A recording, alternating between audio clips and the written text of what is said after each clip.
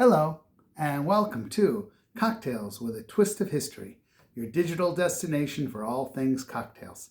So, today I would like to talk about a cocktail that you might not have heard of, but it does span a lot of generations of bartenders. It's called a casino.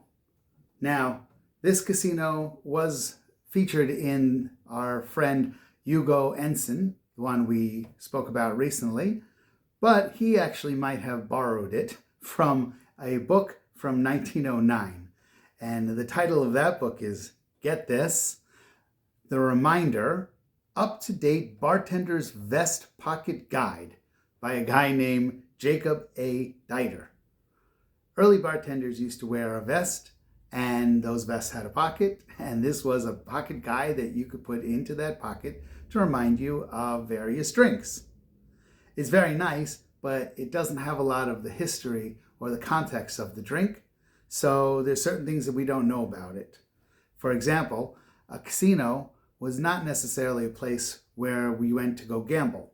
A casino just meant the house, and a brothel was also called a casino. So this drink could have come from a brothel, and believe it or not, they sold cocktails in a brothel as well. So the casino uses something called Old Tom Gin. Now, Old Tom Gin predates the London Dry Gin, which is what most people are familiar with, but I happen to have a bottle of Old Tom Gin. So, of course, we're not surprised. It's said that they called it Old Tom Gin because in 1751, in London, they had to create a law that limited the small-scale production of gin because there were so many people that were making gin and drinking it that most of the city was just drunk on the streets. And so they wanted to curb that production. There was this thing called the gin craze, that's what they called it. And all that did was make people hide it better. I guess they should have learned from Prohibition, although this happened way before, which means Prohibition should have learned from them, either way. But what they would do is they would take a statue of a cat and they would put it on the front of their house. You would put a coin into the cat, and then out from the mouth would come gin, usually from a lead pipe. Sounds really good. But that was how they did it. The cat is called a Tom, and hence they called it Old Tom Gin. Okay, I have been talking way too long without a drink in my hand. Let's make a casino the way that Jacob A. Dieter would have made it in 1909. So, he actually says that you should stir this cocktail. I don't think so. We are going to shake this. We are going to need 2 ounces of our our Old Tom Gin. I am going to use a full 2 ounces on this. Hold on one second. Here we go. 2 ounces. It's got an interesting top on this bottle, which is a little hard to open, but I opened it before, so you wouldn't have to wait for it. And we are going to put it in here. And there we go. We have 2 ounces. We are going to need a ½ ounce of freshly squeezed lemon. I put a full ounce in there. I'm going to use half of that. Okay, we're also going to need a ½ ounce of Maraschino Liqueur. We've actually been using this a lot lately. I just opened this bottle because I used up the other one. We've been using a lot of it, but it's good. This was the cherry light. It's a light cherry liqueur. And here we go. Let's put that in there. And now we are going to need 2 dashes of orange bitters. So we said that bitters is kind of like a concentrate. You only need a very small amount, kind of like an extract. So we are going to need 2 dashes. 1, 2. And there we go. We are going to put our ice in there.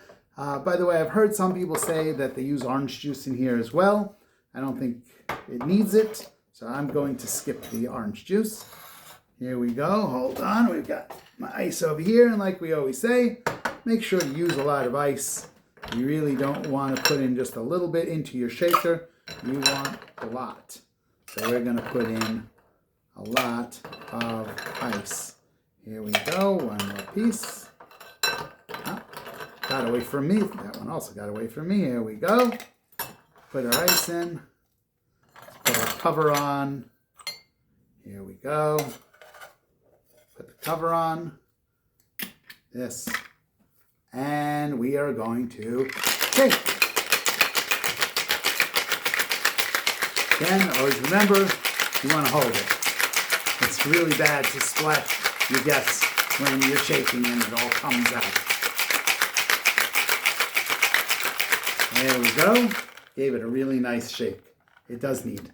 I'm going to be using our larger glass over here. Probably could use a small glass, a smaller coupe glass, but we're going to use this. And let's take a quick peek here. That is really, looks like a nice cocktail. There we go. For a garnish, I'm actually going to use a little bit of the lime peel. Could have used the lemon, could have used lime. Cheers. Oh my, that is really good. That is a nice cocktail. The Old Tom Gin really is nice. It has such a nice flavor, interesting character. The cherry comes forward, the lemon is forward. It's a beautiful cocktail. A very, very nice cocktail. Okay, so Old Tom Gin, we said, is an older style than the London Dry that we know about. It has a much fuller body, richer mouthfeel. It is aged, usually some, and not for too long, but it does have some aging. And sometimes people put sweetener in it. This company does not. This company is actually interesting. This is called Ransom, and they say that they use some malted barley to begin with, and that gives it also this interesting malted flavor. It is very nice. Other cocktails that use Old Tom Gin are Martinez, Ramos Gin Fizz, Tom Collins, where we've spoken about the Martinez when we spoke about the Martini, but we're going to get to the Ramos Gin Fizz and the Tom Collins one day, soon, hopefully. And of course, the Casino, which is what we just made. As for Jacob A. Dieter and his book, The Reminder Up-to-Date Bartender's Vest Pocket Guide, well, he's another bartender whose name would have been lost to time, except for we at Cocktails with a Twist of History want to bring you the history around the cocktails, or at least the entertaining ones. And that's how we're going to remember them. Anyway, if you've heard other stories or know other information, we want to hear it.